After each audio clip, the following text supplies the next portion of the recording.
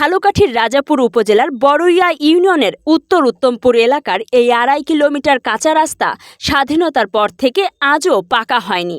প্রতিদিন হাজারো মানুষ, বিশেষ করে স্কুল কলেজের শিক্ষার্থীরা দুর্ভোগ পোহাচ্ছে। আজ এলাকাবাসী ঝড় বৃষ্টি উপেক্ষা করে মানববন্ধন করেছেন। এমনকি প্রতীকী প্রতিবাদ হিসেবে রাস্তায় বীজতলা আর কচু গাছও রোপণ করেছেন তারা। শিক্ষার্থীদের অভিযোগ, বর্ষায় বই খাতা ভিজে যায়, স্কুলে পৌঁছানোই কঠিন হয়ে পড়ে। রোগীকে স্বাস্থ্যকেন্দ্রে নিতে গেলেও চরম কষ্ট সহ্য করতে হয়। এলাকাবাসীর দাবি, দ্রুত এই রাস্তাটি পাকাকরণে সরকারের জরুরি উদ্যোগ প্রয়োজন। মানববন্ধনের দাঁড়াচ্ছি এলাকাবাসী, আমাদের খুব দুর্ভোগে আছি। আমরা এই রাস্তা দিয়ে চলাফেরা করতে পারি না। আমাদের ছাত্রছাত্রী স্কুল কলেজে যাইতে পারে না। আমাদের এখানে এমএস আলী মাধ্যমিক বিদ্যালয়, এদিকে আছে আব্দুল মালেক কলেজ। অসুস্থ হইলে আমাদের চলাচলে খুব কষ্টকর। এখানে আজ থেকে 20 বছর আগে মাটির কাজ হয়েছে, এরপরে এই রাস্তায় কোনো উন্নয়ন হয়নি।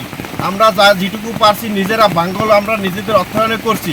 তাই আমরা সরকারের কাছে আবেদন, আমাদের এই রাস্তাটা যাতে পাকা হয় বা 11,000 লোক বসবাস করে এই রাস্তা দিয়ে চলাচল করে।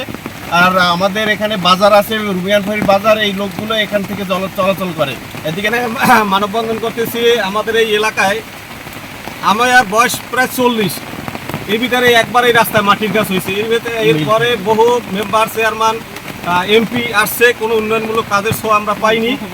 এবং এখানে আমাদের এই রাস্তার 2.5 কিলোমিটারের মাঝখানের এই দুই পারে স্কুল, কলেজ, মাদ্রাসা, বহু শিক্ষা প্রতিষ্ঠান আছে। এখান থেকে কচিকাছা ছেলে মেয়ে আসা যাওয়া অনেক দুর্ভোগ হয়। এবং বেশিরভাগ কষ্ট হয় যে এই যে আপনার সামনে হলো মেদাবাড়ি, পেদাবাড়ি, 40 খনিয়া, এটা হলো উত্তমপুরের ভিতরে। ওইখানে ওদের মনে করেন কি বলবো, একটা মহিলা যদি অসুস্থ হয়, এরও ডেলিভারি মনে করেন রাস্তার মাঝখানেই হতে হবে।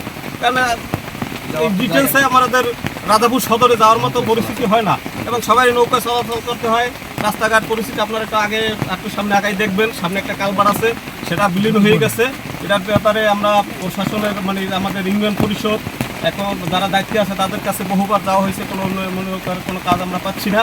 তার পরিশেষে আমরা এখন এই মানববন্ধনে আসছি।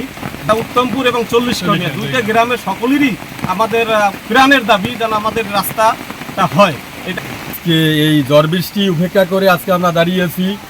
আমাদের এই যে রাস্তাটা, এই রাস্তাটা বেহাল অবস্থা, খুবই পরিস্থিতি খারাপ।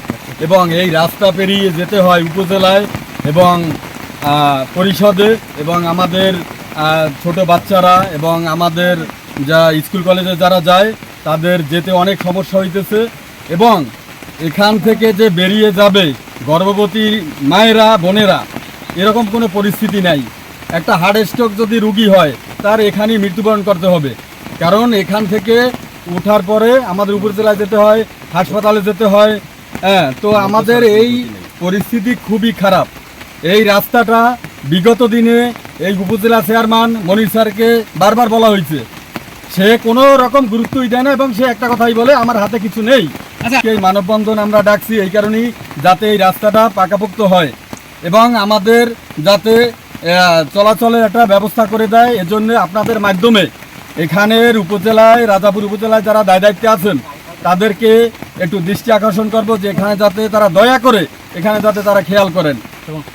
রাজাপুরের মধ্য উত্তমপুর তালতলা থেকে মৃদাবাড়ি সংলগ্ন 2.5 কিলোমিটারের মতো কাঁচা রাস্তা। বিগত আমার তো বয়স যা, আমি তো ছোটোবেলা থেকেই দেখছি অনেকদিন কাঁচা। এখানে কোনো সংস্কার না, কোনো কাজই হয় না এই রাস্তায়। তাই এখানে আমাদের ওই নদীর সাইডে মৃদাবাড়ি সংলগ্ন আফাজউদ্দিন বালিকা মাধ্যমিক বিদ্যালয় আছে, তারপর এমএস আলম মাধ্যমিক বিদ্যালয় আছে, 40 কাহনিয়া সরকারি প্রাথমিক বিদ্যালয় আছে, 40 কাহনিয়া মাদ্রাসা আছে, নুরানি মাদ্রাসা আছে, এবং এই আব্দুল মালেক ডিগ্রি কলেজেও আমাদের ভাই বোন, আমাদের ছোট ছোট ভাই বোনরা তারা এই কলেজে পড়ালেখা করে। তো বিশেষ করে বৃষ্টির দিনে প্রায় সারা বছরই এখানে রাস্তায় দুর্ভোগ পোহাতে হয়। বৃষ্টির দিনে বা বেশিরভাগ তো বৃষ্টি থাকে, অর্থাৎ বছরের 7-8 মাস আমাদের খুবই কষ্ট হয়। শীতকালে কিছুটা স্বস্তি হয় যখন রাস্তা শুকনো থাকে। তাই আমরা চাই এই রাস্তা যেন পাকাপোক্ত হয়, জানি মেরামত, জানি আমরা এই রাস্তা যেন পাকা হয়। এবং এখানে আমাদের কালভার্ট আছে, 2-3টা, সামনে একটা কালভার্ট আছে একেবারেই বিলীন হয়ে যাওয়ার পথে।